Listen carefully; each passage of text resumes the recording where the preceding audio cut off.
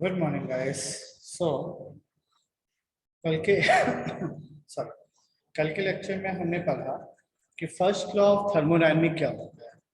ठीक है, आज उसी चीज को हम लोग साइक्लिक इंटीग्रेशन और चेंज इन स्टेट में डिस्कस करेंगे। ठीक है, तो इस चीज को ऐसा समझो कि जैसे एक कंटेनर हुआ, जो हमने पहले जूस एक्सपेरिमेंट में पढ़ लिया कि एक क्लोज कंटेनर है। इस क्लोज कंटेनर के अंदर में जो वर्क डन हो रहा है वो 8 किलो जूल का हो रहा है। ओके, और इसके अंदर में जो हीट सप्लाई हो रही है वो 15 किलो जूल की हो रही है, और जो हीट रिजेक्ट हो रहा है वो 7 किलो जूल का है। तो फर्स्ट लॉ ऑफ थर्मोडायनेमिक जब स्टेटमेंट दिया कि when cyclic integration of heat input is equal to cyclic integration of work output, तो इसका मतलब उन्होंने इस तरीके से समझाया है कि समेशन ऑफ जितना भी हीट होगा, ठीक है, जितना भी हीट होगा वो उसके वर्क डन के इक्वल होगा। बाद में इमेजिन मतलब बाद में जब साइंटिफिकली इसको कैलकुलेट किया गया, then they have find out कि some quantity of energy or say some quantity of work or say heat is stored in a body, and this stored energy is called internal energy. Okay, बात समझ में आई क्या?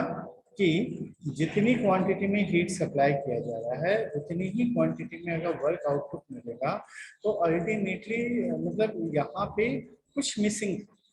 तो ये missing क्या था? तो एक एग्जांपल लो कि अगर आपकी बॉडी का वेट अभी अराउंड 60 केजी है और आपने 100 केजी 100 किलो जूल का वर्क सॉरी फूड खाया, 100 किलो जूल का फूड खाया, और दिन भर में अगर आपने ये 100 किलो जूल का फूड का कंजम्पशन कर दिया, तो आपका बॉडी का वेट जो पहले 60 था वो अभी भी 60 रहेगा।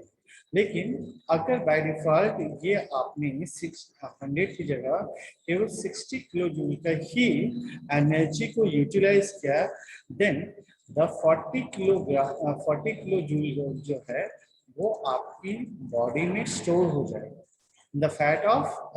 In the form of fat. ठीक है, और यही फैट धीरे धीरे बढ़ते बढ़ते मतलब अल्टीमेटली आप थोड़े से चेंज हो जाएंगे। ओके, क्लियर है? तो इंटरनल एनर्जी समझ में आ गया। इंटरनल एनर्जी क्या है? तो it is the difference between the heat supply to the work done by the body. चलिए इस चीज के देखो वही चीज यहाँ पे बताई कि यहाँ पे जैसे 15 था उसमें +8 किया -7 किया is equal to 16 kilo joule, and this 16 kilo joule is known as internal energy.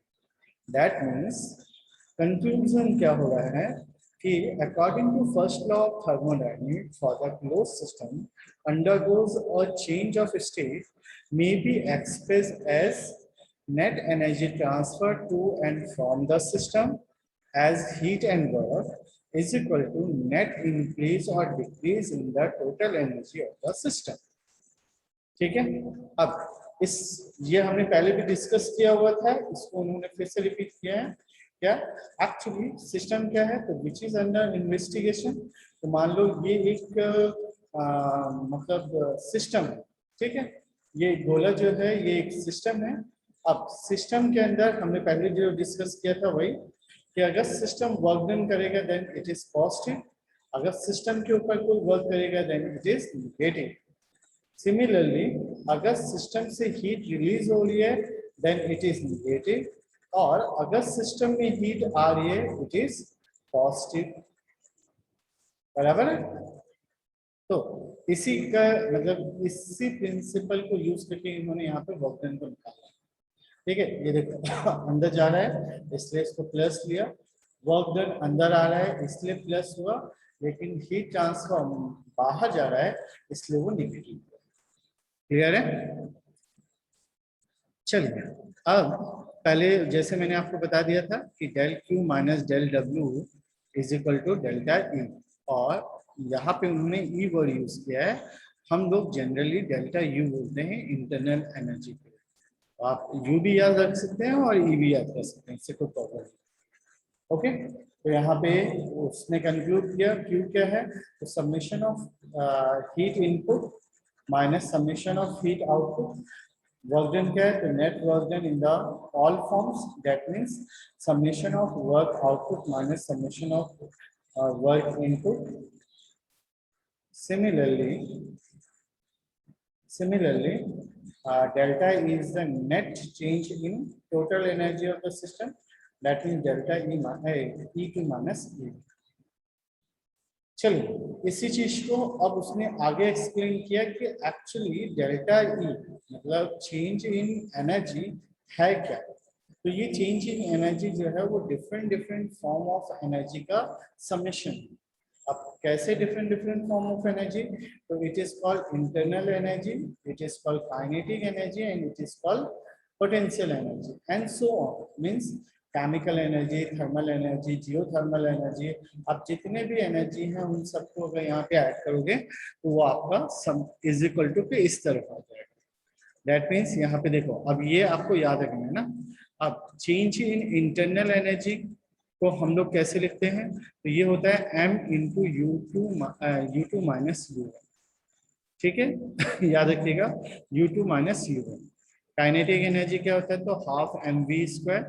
Actually v जो है वेलोसिटी को है, तो यहाँ पे v वॉल्यूम को डिनोट कर रहा है, इसलिए उन्होंने वेलोसिटी को c से डिनोट किया। Okay, and potential energy m into री इंटू एच। एच क्या है, तो डेटम 9 से जो आपकी हाइट होती है हम उसको h बोलते हैं, सॉरी z बोलते हैं। ठीक है, तो अल्टीमेटली आपका जो फॉर्मूला बना क्लोज सिस्टम के लिए, क्योंकि पहले हमने पढ़ लिया है it is a close system, तो क्लोज सिस्टम में काइनेटिक एनर्जी और पोटेंशियल एनर्जी दोनों जीरो होगा। इसलिए कंक्लूजन है कि heat energy minus sorry heat supply minus work done is equal to internal energy in case of close system. ठीक है, अब बोलोगे कि सर ओपन सिस्टम के लिए क्या होता है। ठीक है, ये क्वेश्चन आपके माइंड में तुरंत रेज करेगा। तो एक्चुअली ओपन सिस्टम के लिए हम एक नया प्रिंसिपल पढ़ते हैं जिसे बोलते हैं स्टेडी फ्लो एनर्जी इक्वेशन, जो हम बाद में अभी डिस्कस करेंगे। ठीक है, तो अभी के लिए आपका इन्होंने जो नेक्स्ट वर्ड लिखा है एनर्जी कन्वेंशन का, तो हमने पहले बताया था कि अगर हीट फ्लो सिस्टम के अंदर हो रहा है, मतलब एक एग्जांपल लो कि ये आपको, ठीक है, तो आप अगर कोई फूड खा रहे हो जिससे हीट बन रहा है इसलिए पॉजिटिव होगा, लेकिन अगर heat flow from the system मतलब तुम्हारी बॉडी से अगर हीट निकल रहा है मतलब तुमको ठंड लग रही है, then it is called negative sign में आ जाएगा। इसी तरीके से वर्क डन तुम कर रहे हो then it is called positive work done, लेकिन अगर कोई तुम पे वर्क कर रहा है then it is called negative work. ठीक है, चलिए अब आता है एनर्जी के बारे में डिस्कस करना है। Internal energy either it is a part of a system, मतलब क्या इंटरनल एनर्जी जो है वो किसी भी सिस्टम का पार्ट है या प्रॉपर्टी है। तो उसके लिए उन्होंने क्या किया, तो ये देखो उन्होंने एक डायग्राम बनाया है पीवी डायग्राम, जिसमें उन्होंने दो स्टेज डिफाइन किए, स्टेज 1 एंड स्टेज 2। अब स्टेज 1 जाने का एक तरीका है पाथ पी को फॉलो करिए, और स्टेज 2 से 1 की तरफ आने के लिए दो तरीके हैं, पाथ क्यू को फॉलो करो या पाथ आर को फॉलो करो। तो according to first law for path P, मतलब अगर मैंने पी पाथ को फॉलो किया है तो हमारा जो फॉर्मूला बनेगा वो क्या हो जाएगा, Q P is equal to delta E P plus work done by P. Similarly path Q के लिए क्या होगा, तो Q Q is equal to delta E Q plus work done at by the Q. अब अगर मैंने दोनों को मतलब ऐड कर दिया तो ऐड करने पे मुझे क्या मिला, तो ये दोनों ऐड हुए तो ये टर्म आया, ये दोनों को ऐड किया तो ये और ये टर्म आया, और ये दोनों को ऐड किया तो ये और ये टर्म। ठीक है, अब अल्टीमेटली आपका फॉर्मूला कहाँ पे था, तो Q माइनस डब्ल्यू था, इसलिए मैं क्या करूंगा, अब Q को एक तरफ लेके जाऊंगा और W को एक तरफ लेके जाऊंगा, मतलब P को मतलब अब सिस्टम्स में ये दोनों P और P को एक तरफ लेके आया इसी तरीके से Q को एक तरफ लेके आ गया। तो अगर P और Q को एक तरफ लेके आएंगे, तब अगर हमारा सिस्टम क्लोज सिस्टम का डिफाइन करता है तो हम क्या बोलते हैं, cyclic integration of work is equal to cyclic integration of heat supply, that means work done by P plus work done of Q is equal to QP plus QQ। अब अगर ये दोनों को मैं इंटरचेंज करता हूँ तो देखो ये वाला इक्वेशन और ये वाले इक्वेशन में कुछ चीजें जो हैं वो समान होती हैं। ठीक है, ये ऑब्जर्व कर रहे हो? ओके, अगर ये ऑब्जर्व कर रहे हो तो आप इससे ये पता चल जाएगा कि ये एक दूसरे के इक्वल हो जाएंगे और एक दूसरे के कैंसिल आउट हो जाएंगे। मतलब अगर मैंने इसकी जगह पे ये वर्ड लिख दिया तो ये यहाँ पे आ गया और यहाँ से ये दोनों कैंसिल हो जाएंगे। अगर ये दोनों कैंसिल होंगे तो आप कंक्लूड करोगे कि delta E at P is equal to minus delta E at Q. ठीक है, सिमिलरली आप ये स्टेटमेंट दे सकते हो कि delta E P is equal to minus delta E R. इसका मतलब क्या हुआ कि अगर मैंने इक्वेशन ऑफ 1 और 2 को इक्वेट किया तो पता चला कि internal energy at point Q is equal to internal energy at point R के इक्वल होगा। बात समझ में आ गई?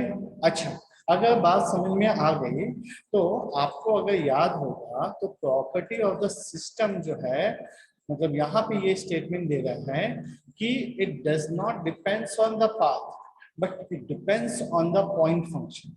That's why we are say it is the property of the system. ठीक है, क्या कंक्लूड किया कि it is since that the change in energy between two stages of a system is the same whenever path of the system may follow in undergoing that change of state. If any value of energy is assigned to state 2 and the value of energy at state 1 is fixed depending on the path of the system follows. Therefore, energy has a definite value for every stage of system. चलिए, इसके बाद आप applicable हो गए हैं एक numerical solve करने के लिए। तो न्यूमेरिकल स्टेटमेंट देता है कि एक टैंक है, ठीक है, जो पूरा का पूरा लिक्विड से भरा हुआ है, इसको स्टीयर किया जा रहा है with the help of paddle wheel.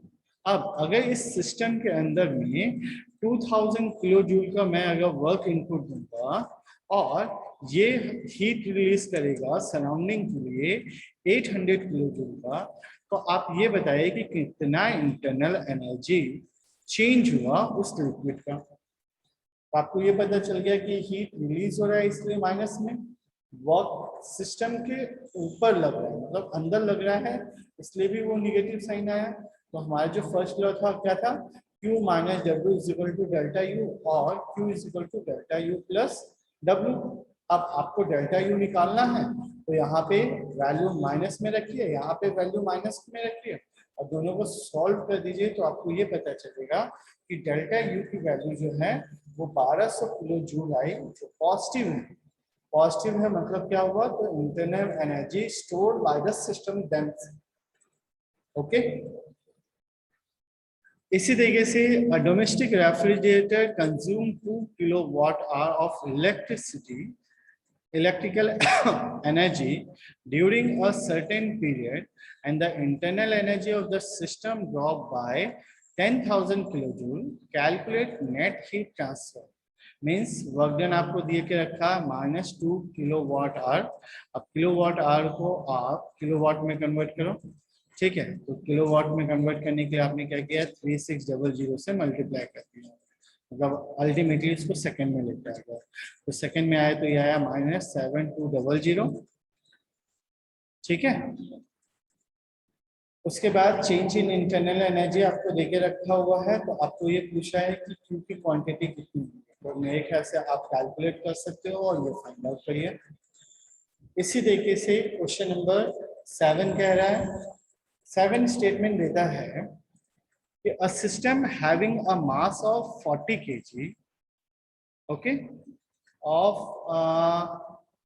of an velocity of 8 meter per second and its final velocity increase by 25 meter per second, its elevation also rise by 50 meter.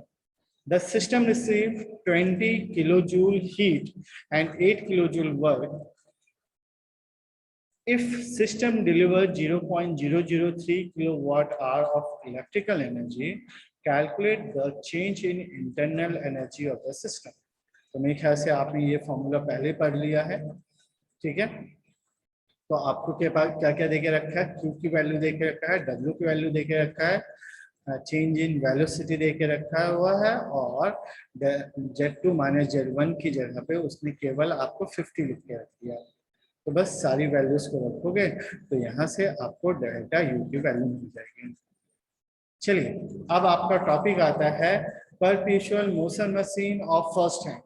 याद रखिएगा वाइवा में, इंटरव्यू में और बहुत सारे कॉम्पिटिटिव एग्जाम में आपसे एक क्वेश्चन पूछता है कि tell me the basic difference between perpetual motion machine of first kind and second kind. तो जब आपको सेकंड काइंड मिलेगा तब आप इस टॉपिक पे डिस्कस कर लीजिएगा, लेकिन अभी आपको याद रखना है कि sir perpetual motion machine of first kind का स्टेटमेंट ये है कि a system will continue either receive energy और will continue supply work done without any source. मैंने क्या बोला कि एक ऐसा मशीन या इंजन जो कंटिन्यूअसली वर्क सप्लाई करता रहेगा, वो बिना किसी हीट सोर्स को लिए, ठीक है। तो आपको आंसर क्या देना है, मतलब ये आपका हुआ perpetual motion machine of first kind. क्या बोला कि सर ऐसा कोई मशीन बनाना इम्पॉसिबल है जो बिना किसी हीट सप्लाई के, हीट सोर्स के कंटिन्यूअसली वर्क डन करता है।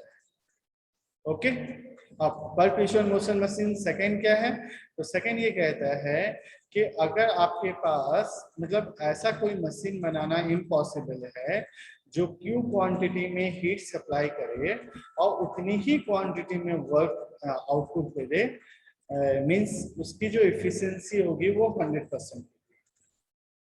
ठीक है, समझ में आ गया। PMM of first kind statement देता है कि ऐसा कोई इंजन नहीं बन सकता है जो बिना किसी हीट सोर्स के वर्क कंटिन्यूअसली वर्क सप्लाई करे। और परपेचुअल मोशन मशीन को क्या कहता है कि ऐसा कोई इंजन नहीं बन सकता है जो जितना क्वांटिटी में हीट सप्लाई करे उतनी ही क्वांटिटी में वर्क डन करे, दैट मींस उसकी एफिशिएंसी 100%।